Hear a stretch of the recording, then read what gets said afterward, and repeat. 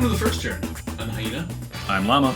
And today we're talking about Adepticon coming up. Adepticon next week. We've got our submissions ready. I don't think I'm actually going to submit anything this year, unfortunately. Okay. It's not in the cards for me, but that's fine. But we do have some submissions we are going to do. And we're going to talk about those and how those are going, and make some predictions for next week. What we think we're going to see. I mean, we've kind of talked about it a bit.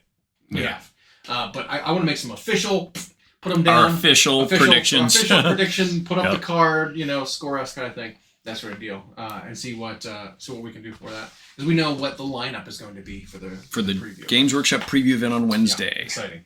But you were before we started here talking about sort of the composition of the piece you're doing, which is going to be in the diorama category, and how you think it looks. What even 7 days out, there's still a critical eye on the piece, and it's like, what can I change to make it better? Yeah. In the mere hours that we have now before submission, I'm sure we'll even tweak it a little bit under the escalators before. Yep. So I mean, speaking of, we'll probably be hanging out there a little bit. Painting. Love that spot. If you want to meet us, we'll be down there under the escalators inside of the convention hall, the hotel, getting some painting done. But you were talking about looking at your piece from a artistic standpoint, a composition standpoint, and a piece of information that someone had told you that you've been critiquing your own piece with. Yeah, and it was from someone who does mostly quote traditional art unquote. They do paintings and sculptures and all that sort of thing, and it was like a necessary skill sometimes is knowing when to stop, because you're always going to look and relook at your own work, at your own piece, and think of something else you could do. But most of the time, if those tweaks aren't going to automatically improve it, you're thinking about like restructuring the whole thing. And so like sometimes you just have to know when to be done, when to decide it's complete, and you've put into it what you can, and any other ideas you get now, you need to think about going forward into something else. Right. And so I don't know if there's much more I'm going to do with mine. I have like an add-on that's going to be put on there, like a caption, and I maybe will touch up some snow stuff or whatever. But I have to be okay being done with the piece, right? Because I don't think anything I do to it at this point is going to push it over some proverbial edge to win an award. So if it's going to win, it's going to win like this, or it's not going to win at all. Which I'm okay with, because I've never done a dual diorama type thing. I had to cut up. Well, you did, but shouldn't have. But they thought it should have been a single. Yeah, exactly. Because it was very small. Yeah. And so I think looking to what traditional artists think about it is like an interesting thing to bring into miniatures. And we've seen it obviously with painting techniques and whatnot. But to have that approach to like know when a piece is just done, know when to put it down. Right. And if you're going to revisit it, do that in some other way down the road with a new project. It's different, I think, if you complete pieces for, say, an army, and then you developed a skill or a style later on that you like better, and then you go back and revisit those army pieces and you make them better or make them different. That makes sense. I'm kind of in that boat right now where I am potentially going to redo my Bellacore. Because beautiful model, I love it. Yeah. We did sort of a side by side. It's not up here. It's downstairs. No, it's at the store. I have it. Okay. It's at the store. But we did sort of a side by side. At least three of us were painting Bellacore when he first came out, because it's such a great model. Amazing model of the year. Candidate. I don't remember if he won, but he was definitely up there in the running top 3 that year. Great model. I think he did. But I'm not 100% on how I did mine. I'm not crazy about how mine turned out. And so I had the opportunity where I was going to get the chance to get rid of my old one and replace it with a new one, and then retry it and do it again. And I am all for that kind of a project. Oh yeah. Right? Like, I wouldn't want to go and try to salvage the model that I had already done and try to improve it or tweak it or anything, because like the foundation is already set, right? And going back and trying to correct things with a bad, maybe a bad base is more like I'd rather strip the model and redo it. But I'm not about that either. I'd rather just get a new model, assemble it again, and then just start over. And so this opportunity I have is would let me do that and just try again. Mostly because the colors on him are wrong for where my army went. Like I built him as not really a cohesive piece to my army, and since I did him, they had all the new Slaves of Darkness stuff. They have all the new Dark Oath coming out. They had all the different war bands that were traditional undivided chaos for like Underworlds and Warcry and stuff like that. And since all that stuff's come out, I've kind of decided where I want my color scheme to go. Well, Be'lakor doesn't fit that. And I'm like, some of my headcanon is, well, these guys follow Be'lakor, that's why I have them this color, but then my Be'lakor piece isn't that color. And so it's like, I'm going to go redo him now that I'm better at painting, that I've locked in this color scheme, and then redo him better this time. Yeah, I'll be happier with him this next time around. So if it turns out well, at least, because that's always the risk, is if it you like the original one better, whatever you try doesn't work out. But I don't foresee that happening. I think it'll be fine. Yeah, he's such a glorious centerpiece type figure. So that's one where if you go back and revisit a literal piece, I think it can make sense. Mm-hmm. But when it's a display worthy piece, it's like, you either start over with a new one, which I have seen a lot of miniature painter artists do, where it'll be like, here was this sister whatever character for Sororitas that I did in April of 23. Here's one I did of her in November of 23. Here's one I did in February 24. Like, which one do you like better? It's like that sort of revisiting I like. But this piece for this competition, I think I have to just decide to be done with it. There's no improving it from here. This is like not enough. This is the final form. Yeah. Any tweaking is just you tinkering. Mm-hmm. You're not gonna actually do anything meaningful to it. Tinkering like we did with these drinks that we made for tonight's episode. That was a real hodgepodge. Working on the fly sort of thing. I was originally looking. We had zero of the correct ingredients. Yep, to make sidecars, which is an apple brandy, cider, orange liqueur. And what did it end up being? And it ended up, we did have apple brandy, but we ended up with peach liqueur. I had bitters, orange bitters, lemon juice, which we're supposed to have. Okay. We had none of the cider, and so we improvised with a Capri Sun. Yep. And it is it's a lot stronger than I figured. Probably seems like it could strip fingernail polish, but yeah, it is. It's an interesting drink. I would not 100% stake my reputation. I would not recommend it. It is a sidecar with a flat wheel. Yeah, there you go. Which I think is an unfortunate thing, because sidecars only have one wheel. Yeah, and if that one's flat, you're just dragging that car. And it's a motorcycle, so it's super dangerous. And it's not comfortable for that person sitting in the sidecar. They're leaning. Yeah. No one's having a good time. But you still force your way through it because you got to get there. Exactly.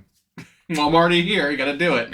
Yeah. So we are less than a week now away from Adepticon, though. And so, painting projects aside, I mean, we might try to do a challenge to ourselves, where maybe we'll pick something up at the convention and try to get it submitted.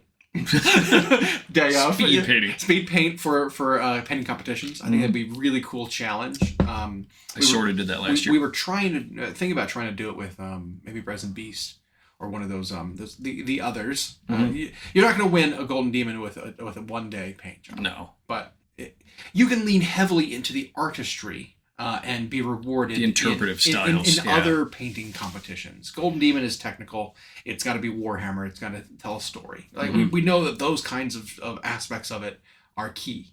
And you can't do that with just the provided base. You can't do that without all kinds of basic materials. I feel like you maybe can't even do it without converting a little bit.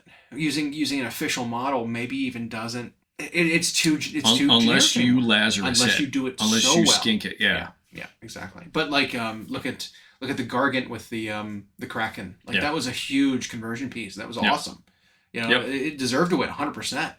The Lumineth who won the sword in UK. Well, it was a high elf. I don't think it was Lumineth. He calls it Lumineth. Realm Lords. Interesting. Yeah. I just looked at because what's funny is he and Richard Gray are both the judges for some painting competition coming up, and it showed both their Slayer sword winning pieces. Mm-hmm. Or Richard's second Slayer sword winning piece, which was a Mortarian, and then it had that guy's, and it was Lumineth Realmlord something or other. Interesting. I thought he was a high elf. Yeah. Like he looks. I mean, Lumineth are high elfy. They are. Spiritually, they are high elves, but like the art style looked like old, plumed-headed cones. Yeah, he's holding the. He's holding the helmet. So okay, so I can see the confusion. But yes, that model is amazing, and it's only like 40%. Like it's like 60% sculpted. Call it. Yeah. Like there's so much conversion work done there, and it creates a unique, beautiful piece, and then when it's painted very well. Oh man, nothing drives me crazier than when I see someone do a conversion and you're like, okay, I'm on board with this. And then they paint it and you see the final paint job and it's like, oh man, you should have had someone else paint this. Yep. You didn't have the skill to do this justice. And yet their sculpting was so precise and smooth and crisp, and it's like, wow, this is going to be, and then they painted it to like, oh no. But the Games Workshop preview, which we've talked a little bit about, has the lineup locked. Mm-hmm. There will be 2 teasers, which means we won't see actual models, but we'll see what the plans are. Vignettes and stuff like that. We'll see what's coming out, what it's leading towards. But there are 6 games that we'll be showing new stuff for. Yep. Call it the Big 6, because Necromunda and Horus Heresy are out. The other big 6 games: 40k AoS, Warcry: The Old World, Kill Team Underworlds. Mm-hmm. So those are the 6 big games that Games Workshop has. Predictions for what we're going to see. I think some are obviously going to be based on things we've already seen, the hints we already know of. Some of them are going to be unguessable. Yep. Just throw it out there right now. Unguessable, because Warhammer Underworlds is like... Never know what they're doing there. Impossible to guess. Who would have guessed the weird fire ghosts for Warcry? No idea. No idea that was coming. So there are some wild cards in there, but I think some of them are kind of obvious, right? So if we run it down from the top, Warhammer 40k, well, we know Custodes is coming. We know Orcs are coming. Yep. We know Chaos Space Marines are coming. Yep. From the look of it, with the way the timing works out with the Tau and the Kroot coming out with a fairly large release, I don't expect to see much for Orcs. I don't expect to see much for Custodes. In fact, I think we know Custodes is only getting that one character and a book, and that's it. For Orcs, we know they're getting a new big mech model. Yep. But I'm not sure they're getting anything else. We have no idea. In addition to that. So I'm going to glaze over this. I'm going to say that's it for them. They're not getting anything else. 40K's basically given us a, what do they call that? Not a blueprint, here's the road map. Roadmap, yeah. So judging based on their roadmap, there's lots of mysteries beyond the Chaos Space Marines release. I think the Chaos Space Marines we know nothing. Is going to be, because they've kept it secret. Yeah. I think it's going to be bigger. It might be. We know one thing is happening for Chaos Space Marines. We know that the Night Lords are getting an upgrade sprue as part of Kill Team. Yep. Which Kill Team is going to be present in this reveal. But I think the Night Lords Kill Team is going to be an indicator that they might be going back to Legions. Chaos Legions, and so we're going to see some specific stuff, unique stuff. We might see... That harkens back to the 3.5 era that a lot of Chaos players glorify in their mind, even those who never played it. But all 8 of the Legions had basically separate playable rules and upgrade kits for models. Yep. So that could be even the Undivided folks. Right. So I could see something like that. I could see big reveals for Chaos Space Marines. Leaning into Night Lords, maybe? Well, Night Lords are going to be like the first tip. I could see the other Legions getting stuff too. That'd be cool. I think that would be neat. If it was like, here we are doing... Because when you think about what models Chaos Space Marines needs, there's not much. No. Right? They've got, maybe a new character or 2. Right? Resculpted. Always characters, The Terminator Chaos Lord is ancient. It's plastic, and it's old as shit, but it looks fine. If they got a new one, it would be better. Yep. So that kind of thing. But I wouldn't be surprised if we saw some more leaning into the Legions, because we don't need cultists, we don't need demon engines. All that stuff was updated. We don't need the Legionnaires and the Terminators have all been updated. We don't need any of that. Yeah. So like the core of the army's there. What do you have? You got upgrades, you got characters, you got support pieces, stuff like that. Maybe new obliterators on their own finally, because they only came in that one box set. Yeah. Maybe single pose even. Maybe stuff like that. Yep. Right. Maybe some of the stuff we have resculpted, re-released, whatever you want to call it. And then some of those upgrades. I think that might be where they go with that. Otherwise, the 40K, we'll see maybe a teaser of what the next two armies are going to be. That could be. We don't know anything, but maybe we'll see something. If I had to guess what next army we're going to see, getting an update. You want to know my guess? Yes. Space Wolves. Supplement Space Wolves. So okay, GW did this puzzle on their Warhammer official Instagram page. And oh yeah, there are no wolves on Fenris. Yeah, they did the little pictographs, and when I put my 3 guesses in, which was for the Emperor, Bjorn the Fell-Handed, and no wolves on Fenris, they officially responded to me, and they went, "Nice job." Yeah, so I think they're coming soon. Okay, that might be a nice subtle little hint. Yeah. Because what else are you doing that for? Yep. There was no prizes or anything. Yep. There was no This is just a cheeky little subtle hint. And they love doing that. Yes, they do. They love that. Yep. Okay, I like that. Yeah, Space Wolf supplement. I think that'd be super cool. And they might not show us any models for them. Yeah. But they might just show roadmap. Sure. They're one of them. And then what major army? I don't know. Who needs help? Non-supplement army. I think Drukhari getting another detachment means they're not in. Okay. I think it'll be Drukhari got a detachment. I think they get a detachment as part of the chapter approved. They released a new detachment. Oh, so it's a band-aid to say here, wait. Exactly. Yeah. I could see armies that need help getting an update. Votan are very good, but their rules are kind of hodgepodge together a little bit. I could see Votan getting an update. I could see Gene Stealer Cult. Yeah, them getting an update, or even Chaos Knights. No, Imperial Knights, who need the most help to get their army rules working better. Their army rules are never working better, even when they're winning. But I think they're going to try. Yeah. So I'm going to go Chaos.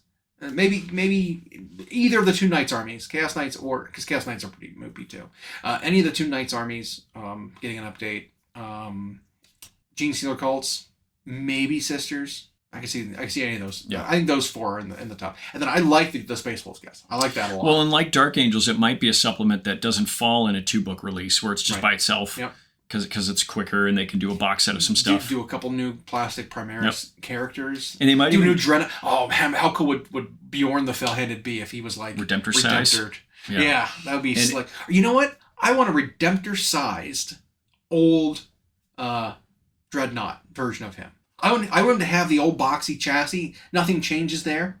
But he's bigger. But I want him to be 40 or 50% bigger. That would be cool. Okay. And it could be that's how they're going to handle the Space Marine supplements is actually with more releases than we think. Not only like the Dark Angels, not only to get more stuff Primaris and Terminators updated, but then I think the incredible upgrade pack that the Dark Angels got, I think they're going to do stuff like that for these Space Marine supplements. Give them a box of shit, give them a upgrade kit, and then boom. Do you think they're going to stop with the non-codex compliant chapters? Do you think they're going to do that kind of treatment to the other ones inside of the codex? No, okay. I don't.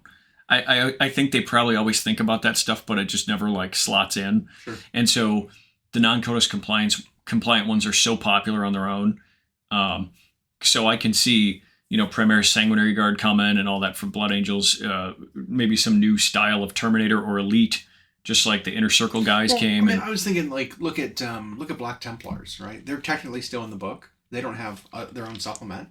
They're in that book. But they've got their own unique detachment.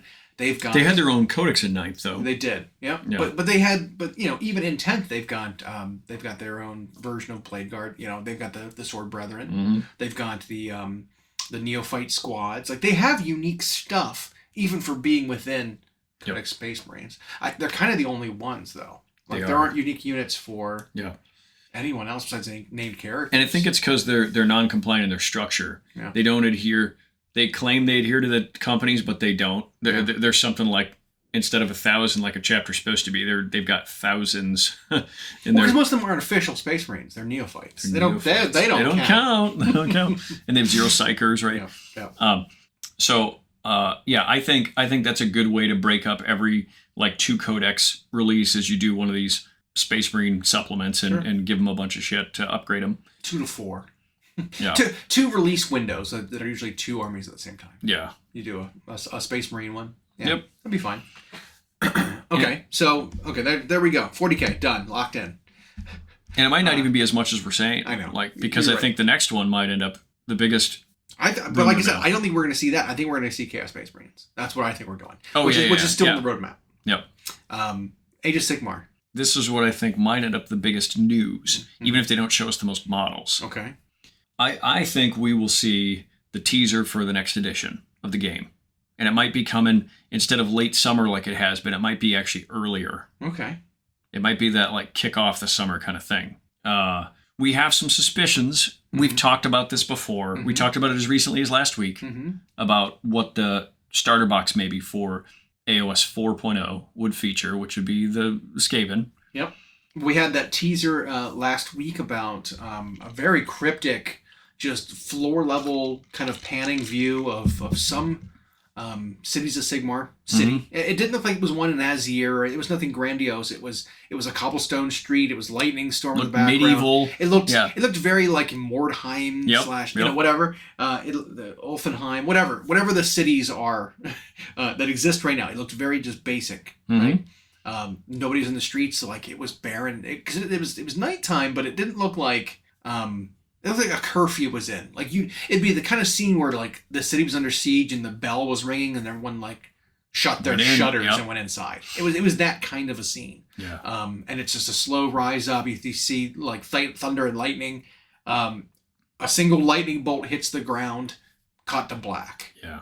Title card: Sigmar lied. Right. So, what does that mean? Naturally, I want to picture in Georgie's voice saying Sigmar lied and you died. But like now some claim that if you watch the video in whatever version they do, that lightning and stuff happen in the background is very green, indicative of warp lightning. I didn't see any green.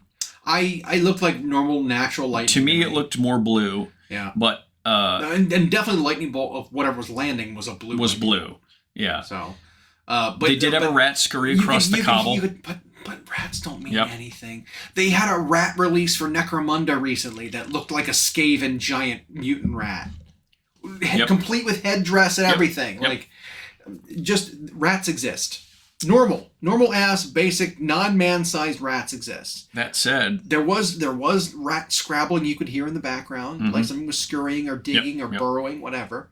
But that being said, the actual poster, like the post that went with the video, was talking about the reforging process. I think because there was a quote that said something like, "We were told there was no drawbacks, but like." I can't remember the exact wording. I think I sent it to you, but the exact wording is something like that, where they're talking about making a deal with no drawbacks, but there are something like that, which to me means that like however Sigmar set up, I think the Stormcast's reforging process or the process of making his soldiers is something he lied about. Oh, sure. That's what it seems like to me. I think there are flaws in the reforging. I think we're going to see some deviation of the perfect, stoic warrior of Stormcast to be something else.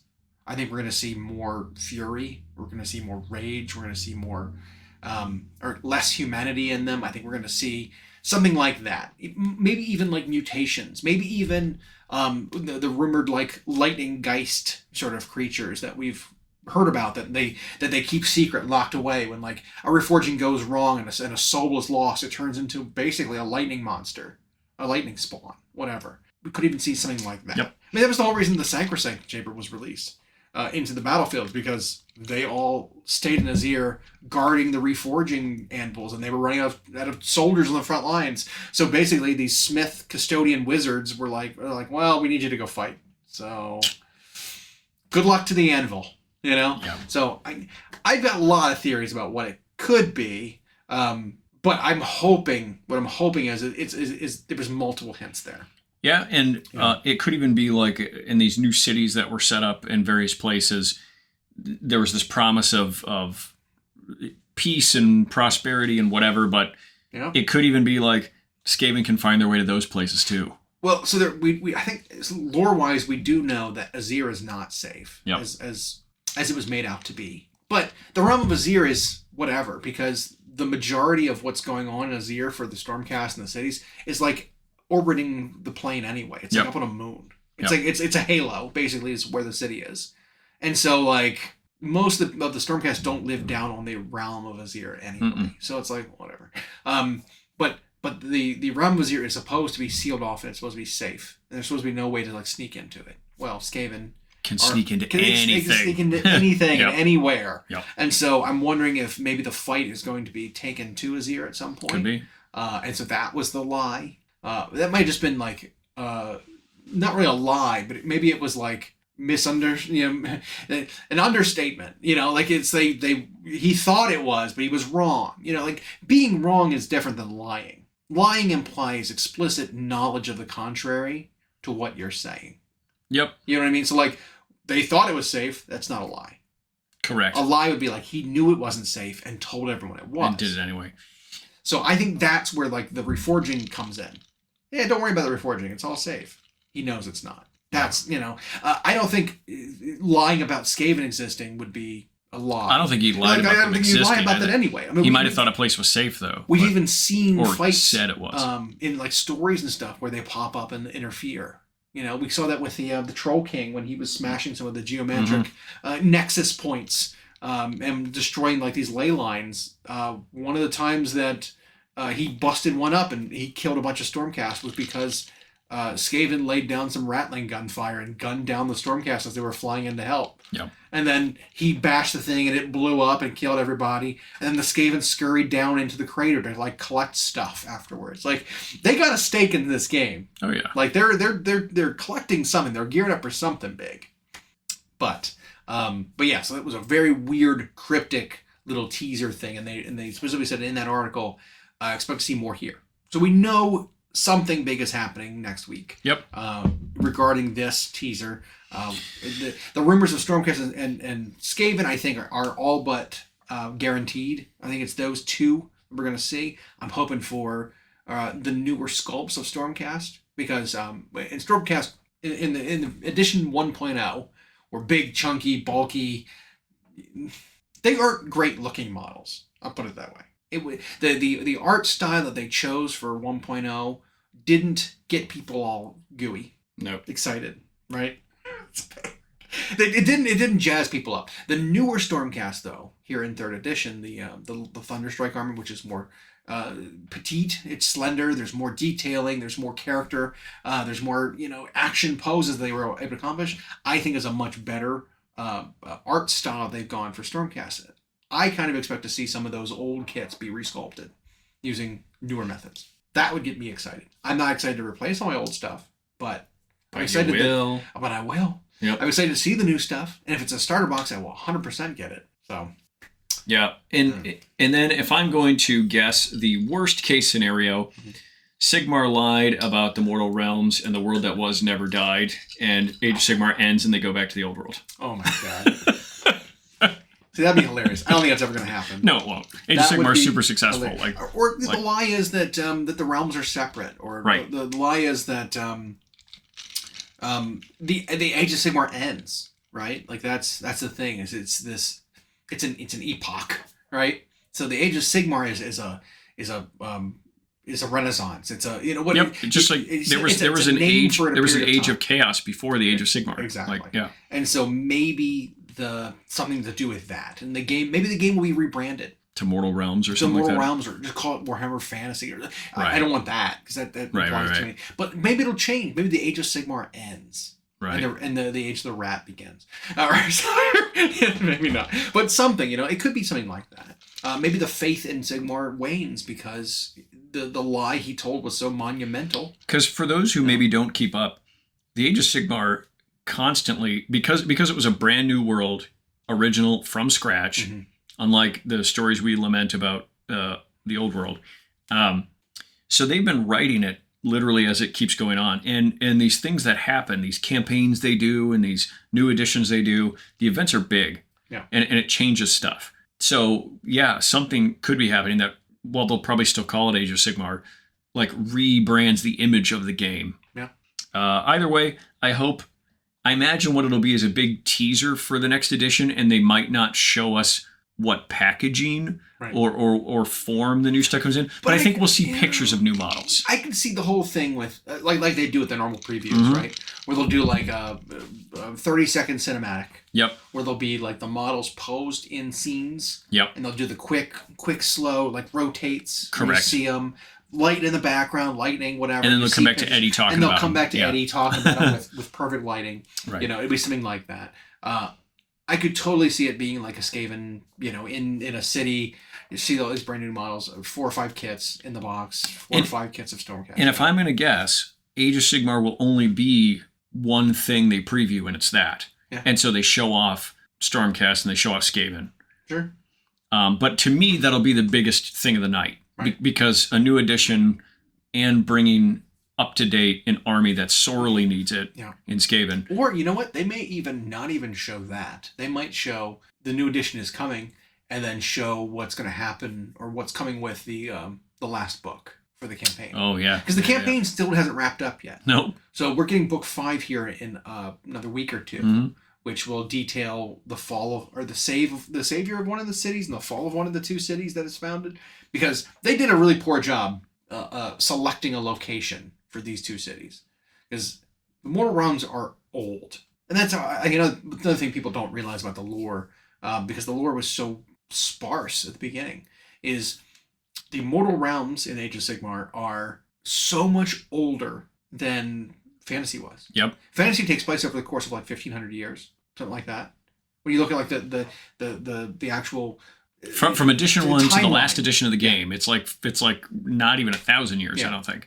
But it's short. But there's the elves and the seraph and the lizardmen were there thousands of years before, right? Sure, yeah. fine. But like for what we have written like timeline for, because they wrote some stuff about what happened before first edition of fantasy, but it's something like 1,200 years or 1,500 years total, which isn't that's shorter than our human history. Yep. You know what I mean? Whereas in Age of Sigmar, from the time like Sigmar crashed down, boom, here he is, he discovered the realms, and met Puff the Magic Dragon, and they started like conquering and rebuilding. It was something like 40 to 80,000 years. Like we don't know because it went through all these different ages of myth, and the largest one was this one where they were just conquering primordial monsters, and then chaos controlled for however long, and then the Age of Sigmar is the shortest era so far, and it's still insanely long. Yeah. So it's something, it's in the realm of tens of thousands of years that the Mortal Realms have existed, which is so much bigger than fantasy. Mm-hmm. And so like there is endless possibility for both storytelling, which I think is cool. If you want to do like campaigns and your own stories, there's plenty of room for it. I think the old world was too restrictive with that. If you want to tell your own story, well, you have to base it on something that already exists, and you can't go too big because then you would potentially impact the canon. You know what I mean? Like you can't do something too big to affect the official especially story. since it was on one planet and the borders were so defined, and the story literally never moved. Exactly. Whereas with Mortal Realms covering that much time, they can even backfill stories with characters and then bring them forward without seeming like they're retconning something. Right. Yeah. And so, I don't know. It's interesting. At least it's very interesting. I think a lot of people don't realize that. But I love the fact that the world is undefined and there's so much extra space. Because there is room to do new stories and, like you said, retcon things without retconning them. Yep. It just happened somewhere else. But with these, because each war chart they bring in, when you think about it, is almost a retcon. But like, nope, you can pick one of these spots on these huge maps they have, and this happened here thousands of years ago. Yeah. Yeah. But within the story of this new campaign that they're doing, that's ongoing, the sites that they're choosing to build these cities on are ancient already. There's already ancient cities built and they're buried underneath. That is a big problem that they have with selecting these new cities. It's like, this looks like a good spot. It's like, well, someone thought that thousands of years ago too, and there's a city buried underneath of this. Yeah. So like, you found a new city, here you build it, and you're like, open up a cellar, like, where's the cellar go? There's a wall behind this, in my wine cellar that fell down because rats were digging in there or something, and there turns out there's these tunnels, and we discovered an entire city underneath, the tavern. Yep. And guess what? It's full of 1 million ghosts. Like that's how a lot of stories end up going. And so like it seems like one of the cities that were founded in this crusade of 2 cities being formed, that exact thing is happening, where there's like there's ghosts in the basement, and it was a poor choice of where they founded the city. So it's interesting. Every city's a burial ground. And so, like, there are problems going on right now that are unresolved, and we have a sixth book, at least a sixth book, that should wrap up the story in time for a new edition to come out. Mm-hmm. So, and usually with a new edition, you've got new main characters released or unleashed. Right. You know, what was it? Second edition was Ghosts, was when the Night Haunt came out versus Stormcast, and they had their own Mortark. Yep. Right? I would not be surprised if the culmination of this campaign ends up with something Skaven being released, which then leads us into... That was another thing I was just going to say. What if the last campaign book gives us a start in Skaven? And that very well may be. Maybe that's and they release a kit or two, and then... Yeah, maybe that's where we get new clan rats, we get new storm vermin, we get new stuff like that. And then a new box comes out with new things instead of just refreshes. Yep. Could be really cool. So, for the long-winded explanation of what we expect to see with AoS is campaign book 6. Yep. Followed by a teaser for 4th edition. Yep. Maybe no models. And it might even just be an animation. A few models. You know, like... Right. But a continuation in animation style of the story leading into 4th edition. Yep. It's kind of all I expect to see, which I think will be exciting enough for me. Yep. I don't need to see models. I'm sure there will be models. I don't need to see them as long as you do the announcement of 4th edition. I think, and that would make my preview night if it was that and not just like whoops, Dark Oath leaked. Yeah. And so that would make my night just like when I went to the Metallica concert and they played Orion, like, and we didn't expect that, and they did. I was going to be fine with the whole thing. They played that cherry, and so that's what this would be. Yeah. And I was talking to somebody the other day about changes I expected to see were a 4th edition to come. And one of the big ones I want to see, I guess there's 3 big ones I want to see. 2 of them I think are going to happen. One of them... What, do we think that's what they're going to talk about in this preview show? No, this probably preview not. Event? Probably not. No. But there are some big things I do want to see. Sure. And it's like, who knows if they're going to make big changes. Because edition changes are weird, right? Sometimes they change nothing. Sometimes they do a full index because nothing is compatible from before. So, we shall see. But now we're getting on to the... So Warcry is next. Yeah. If we ride the Skaven train, I'd love to see a Warcry warband for Skaven. Why not like Assassins in the Jungle? Yep, 10 of them in a box. Don't call them gutter runners. Call them something new. Call them dirt skidder fleet pack. I don't know. Whatever. Whatever. Just something. It doesn't matter. That would be cool to see. I also wouldn't mind seeing something represented from an army that we haven't seen before, right? Because Skaven is one of them. We haven't seen a Warcry for them, but there are plenty of armies that don't have a Warcry warband. Slaanesh is one of those ones that could get an update. Well, we could see Skaven. We could see Bone Reapers. We did know there's something Bone Reaper related coming out. I don't think that Bone Reaper dog is going to be for Age of Sigmar proper. I think that might be where we see that dog. Dog, cat. It's more like a cat, I think. It's like a saber-toothed tiger. But who cares? Because, like, look at their horses and stuff. They're all, like, hippo and rhino parts. And, like, they're not one thing. But I think that beast is going to be in Warcry. Mostly because they love to put their beasts in the Warcry armies. Yeah, they're odd. Half of your army is dudes. Half of them are monsters, like little creatures. Yep. They've done that for the last, like, 10 Warcry warbands. So we got baboon things and dog things baboons, all that stuff. Yeah. So I think that's where we're going with that. Bone Reapers. Who knows if they're going to be an opponent versus them. If I had to guess, Bone Reapers versus dwarves. Maybe dwarf warband. Maybe. Speaking of dwarves, Warhammer: The Old World. Mm-hmm. I think that's one of the teasers we saw. I think so too. Is that I was just going to get to it. I think the next, because we've seen the 2 release boxes. Yep. That we know of. There's an orc one that they showed off, a greenskins one that they have 2 new like bosses in. Mm-hmm. Which one of the boss models does look pretty slick. It is resin. I'll still get it because it does look very good. But the next army we don't know. We know dwarves are going to be in there. The dwarf holds. Is that going to be now? It could be. And And because one of the Tuesday preview things we saw was without question a dwarf axe. Yep. And it's probably painted, and so they have the black and white picture, but if I had to guess, it was a little on the chunky side, so it might even be a resin single mini that they're going to release. I think I said that right away, right? It's like, nah, that's a dwarf Thane axe.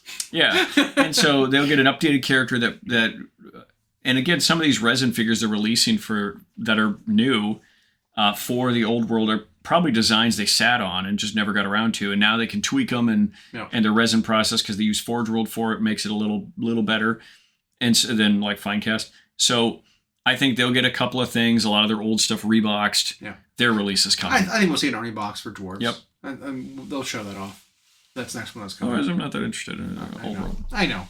It is a smaller game though, so it is. Getting something like that is still pretty large. It's still pretty huge. Yeah. Getting all that stuff reboxed is a big step. Yep. So, and then we've got Kill Team. So Kill Team has been one of the most interesting things, in my opinion, in the last year or so, because they've taken that game. Not only is it very popular, a lot of people play it because it's quick. You don't need many models if you just want to play it quick. But they've taken it as an opportunity to really update some old crummy kits. Mm-hmm. Space Marine Scouts, Striking Scorpions, Mandrakes, all that stuff. It's like... Yep. It's great. I love that for it. Yep. Right? It's like, here, we're going to put it into a game. It's kind of like how they did it with, like, the Assassination. They did the Steel Legion guys, right? Or whatever that was? Death Corps. Death Corps, Krieg, yeah. But they did that with the Assassins, when the Assassins first came out. The 4 Assassins, they were in a board game. Mm-hmm. It's 4 brand new plastic assassin models for $40K in a board game. Yep. Versus 2 Chaos Space Marine Legionnaires, 10 cultists, and a Chaos Lord, or Chaos Sorcerer Lord. That was the box set that was the first release for those models. Yep. And it's like, yes, use that as an excuse to update models, please. Do something else to package with it, and then make it official, make it proper for the game. I love Kill Team. That Kill Team does that. Yeah, and I think they've gone away from doing those individual board games because now their specialist games are more well defined. Correct. But this is the same idea. It's the offspring of that idea. And so now, what'll be in this upcoming Kill Team? Well, they just did an Eldar Aspect, so they might not revisit that soon, even though Warp Spiders, Swooping Hawks... Yeah, Swooping Hawks are fine. But they're not plastic. They are. Swooping Hawks are, I think. I don't think they are. Are they not? They look pretty good for not being plastic, then. They're not, and Baharath has not been updated either. Oh, I mean, Baharath. Yeah. They're not going to put a Phoenix Lord in a Kill Team box. No. I thought Swooping Hawks were. Oh, interesting. I don't think they're plastic. Okay. It's Fire Dragons, Warp Spiders... Well, Fire Dragons are... And Swooping Hawks. Those 3 have not been updated. Okay. And so... Spiders. Okay. Yeah, Swooping Hawks are not plastic. You cannot get a plastic box of Swooping Hawks. Okay. And then Warp Spiders and then Fire Dragons have not been updated. The Dire Avengers have been, but they are kind of looking there. Old. And Asuraman hasn't been updated. They're like 5th edition plastic. Yeah, and Asuraman hasn't been updated. They're Phoenix Lord. But, so I don't know if they're going to jump right into another Eldar Aspect right away. But think of some other of those elite 5 to 10 man units. I mean, they could always do more guardsmen. There's more guardsman regiments they could do more units for. Like you said, you said Steel Legion. That's yeah. I mean, that's they one could knock out all those. Yep. Yeah, you could have the Mordian Iron Guard. You could have the Valhallan Ice Vistroyan. There you go. Well, Vistroyan was a Forge World one, but yeah, that's any of those. Or no, they were GW originally. Yeah, they were the Tsar hat. Yep. Bolsheviks. And there was the Valhallan Ice Guard, which were similar. Also had big furry hats. But they could do any of those at any time. 100%. Yep. Obviously, we have got more Chaos Space Marine Legions they could do the same thing with. Yep. Again, I think it'd be weird if they did it this soon, because they just did Night Lords. It'd be weird if they and did it's Night Lords with Mandrakes, right? Yeah. And it'd be weird if they did here's now Iron Warriors right away. Right. It'd be a little odd. So now I don't even know what they're going to do. But they haven't touched anything Tyranid. Nope, Tyranids don't have Kill Team stuff, really. Which they could totally do. But, I mean, GC Cults, Kill Team. Yep. They could do something with them. Yep. They could do something with... Do they have one for... Did they have one for the Dwarfs? Yeah, they had the single jump pack. The Votan, yeah. Yeah, I can never mind. So they have been recent. Yeah, I don't know. Well, with Tyranids, they might not even do new models. It could even be just something where it's... because you have to. They try to keep the kill team stuff at like a certain price point, I think. Right. And so if you're going to put them opposite somebody, you're not going to pick a $70 kit probably like the Warriors or whatever. Mm-hmm. Maybe they would do 3 Von Ryan's Leapers in the box, but they already exist. Shrikes. Oh, they bring back Shrikes. That'd be Is that how something. they do it?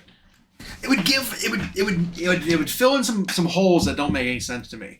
Like why the winged hive prime or the winged prime doesn't have a great unit he can join. No. There's just no good He unit joins for him. gargoyles. Yep. It doesn't make any sense. Why does he exist? Yeah.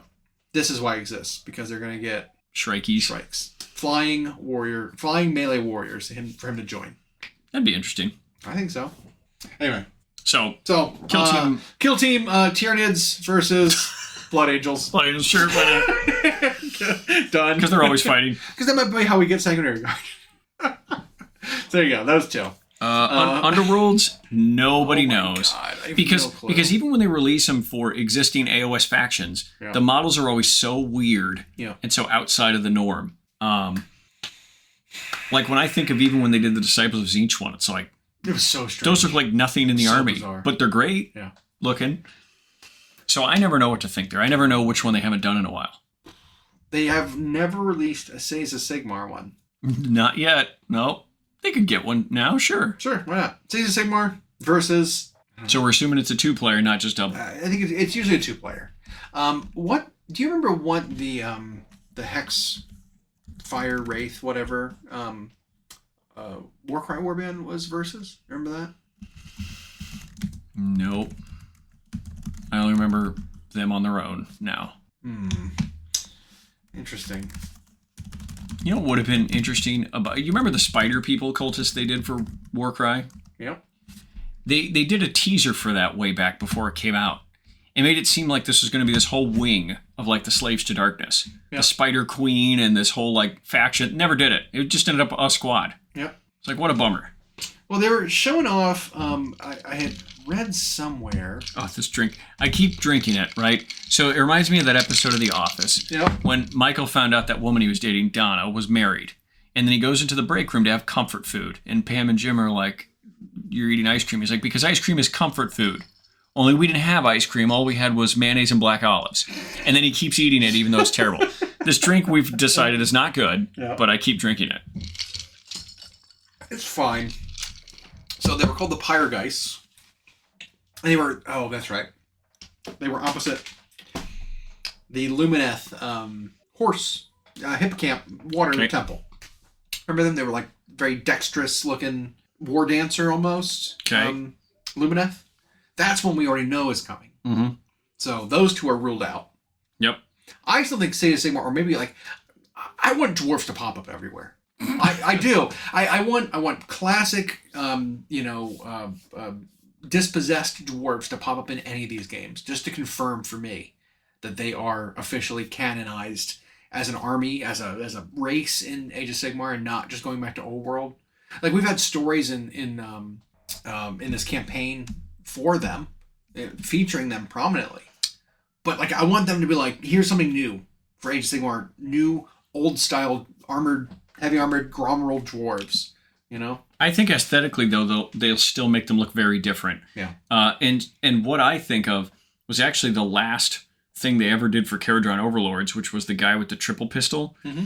He had an armor style and paint scheme that was a little more regular-ish dwarf. Yeah, you're right. And I could see it like that as the aesthetic. Whether they add it to Caradron because their roster's pretty small, or they make I don't know if they want to make a 25th faction, but that would be neat. Mm-hmm. Just like we saw the last round of Fireslayer characters had a different aesthetic. Oh, the Warcry Warband? Yeah. Was awesome. And so I think if you had you could put them in either of those, particularly Caradrons, I think, because they wear that kind of armor, where you get more traditional looking dwarves. They just rule sky holds instead of mountain holds. Mm-hmm. But yeah. That'd be cool. That would be neat. I would they could get an Underworlds. I want to see something dwarven in Underworlds. I want to see something dwarven in Warcry too. But why not? Dwarven Expeditionary Force, whatever. More dwarven. Yep.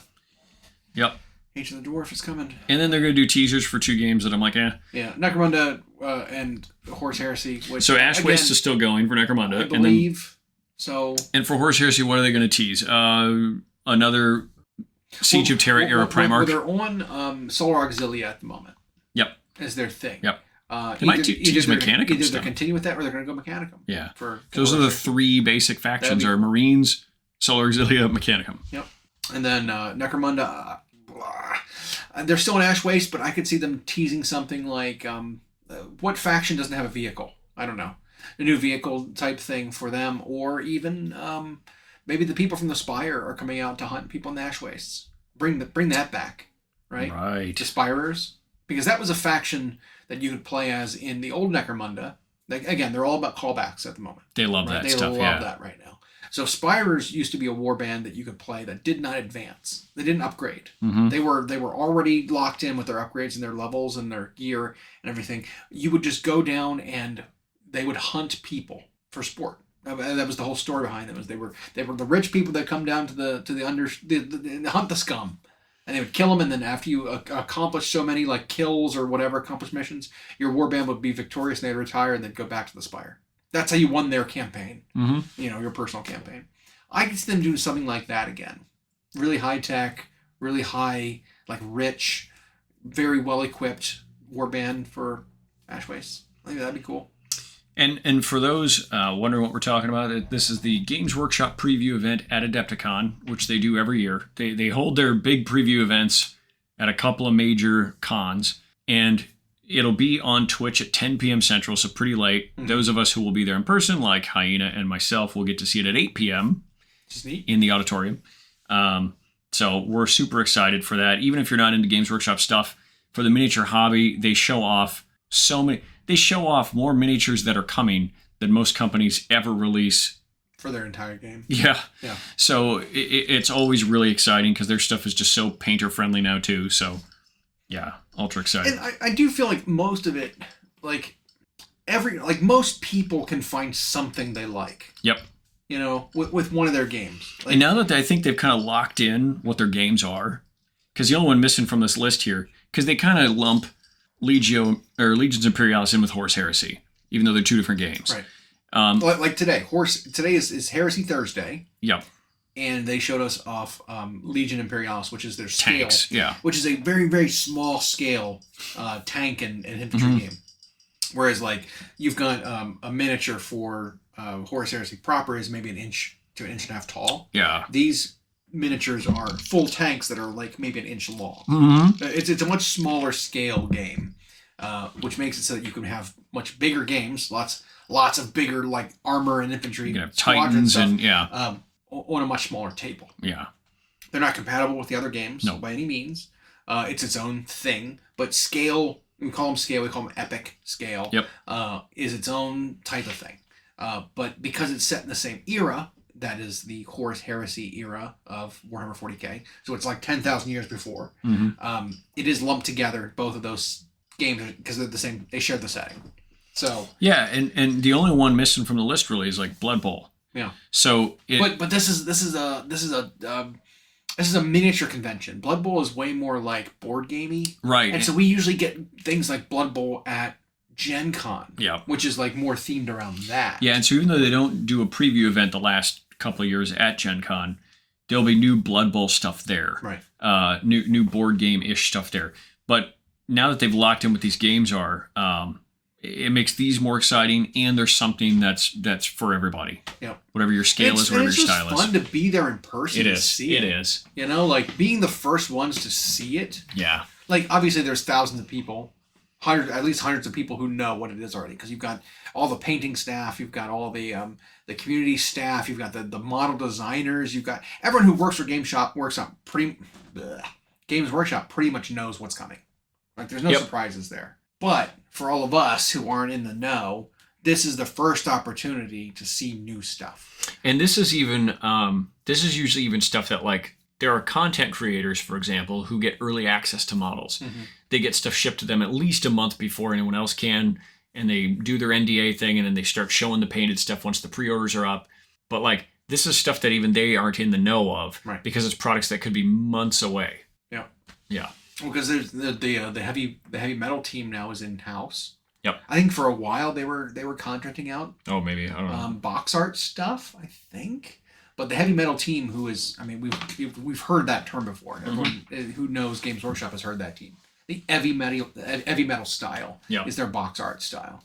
I thought for a while that team was like sparse, and it's gotten back to being like full-fledged in-house, keep everything secret, sort of like painting team. Yeah. So. Yeah, super interesting. So we're ultra excited. We hope a bunch of you are there. Mm-hmm. And you can meet us. We'll probably record it. No, we'll definitely record a show there on site. We'll take part in painting under the escalators. We'll be looking at everything, and then we'll report probably also right after we see the preview event. Yeah, we're trying to record and talk about it, react to it, posthumously. Posthumously. Yep. Because you can't record during it. That would interrupt the show. You're like, wait, Eddie, wait, pause. So we need to record that again. Hang on. What we just saw is a little ASMR it. Yeah. But what I think ASMR breathing is weird, by the way. Side note. How would this sound if you were doing that? Where you were just like, just making. Right. I'm sure there's someone somewhere who's done it. Okay. Right. But we could make those sounds, that'd be like eating in the microphone. Right. Yeah. Which there is that. That is a thing, too. It is There's a thing for everybody. There's a thing for everybody. Feet. Not shaming, but feet, I don't understand. That's I don't know maybe either. what I understand the least. Yep. Feet are not sexy. No. Feet are ugly. To the extent that some content creators know that no matter what they're doing on their show, they have to have their feet visible. It's bizarre. Some even put sensor blocks over their feet, and you have to pay to see them. What? So they've become a sought-after body part, like genitals or boobs used to be. I don't understand. I don't get it. Feet are weird. I don't get it. But food isn't weird. But food is weird. He listened to someone eat food because the smacking. I think the least appealing part to eating with somebody is hearing them eat. See if you can hear it. Right? I don't want to hear smacking. I don't hear crunching and munching and lip noises. I don't want to hear when you can tell they haven't eaten in long enough that they're too eager, and so that breathing in the back of their mouth is it is really funny to mess with people by making those kind of ravenous noises. Mm-hmm. Try that when you eat sometime. If you really want to freak somebody out you don't know very well. Another one that's hard to listen to is if you've heard of anyone who wakes up a little stuffy and then tries to eat a powdered donut. That'll kill you. Yeah. You eat a powdered donut when you can't breathe, it's just over. Oh yeah. Yeah. It's like inhaling cement. Yep. It's just the powder just instantly coats their throat. Their nose was already stuffed. They're dead. It's over. Yep. Yeah. But speaking of, I think I could go for some donuts, or at least something. I could eat a powdered donut. Let's see. Thanks for listening. We hope you enjoyed. Check out our new episodes every Friday on Google Podcasts, Spotify, and Audible, or on Podbean. You can also follow myself and Llama on Instagram for more. We are at Hyena Paints Minis and at Llama Paints Minis. Music provided by Kevin MacLeod at incompetech.com. And as always,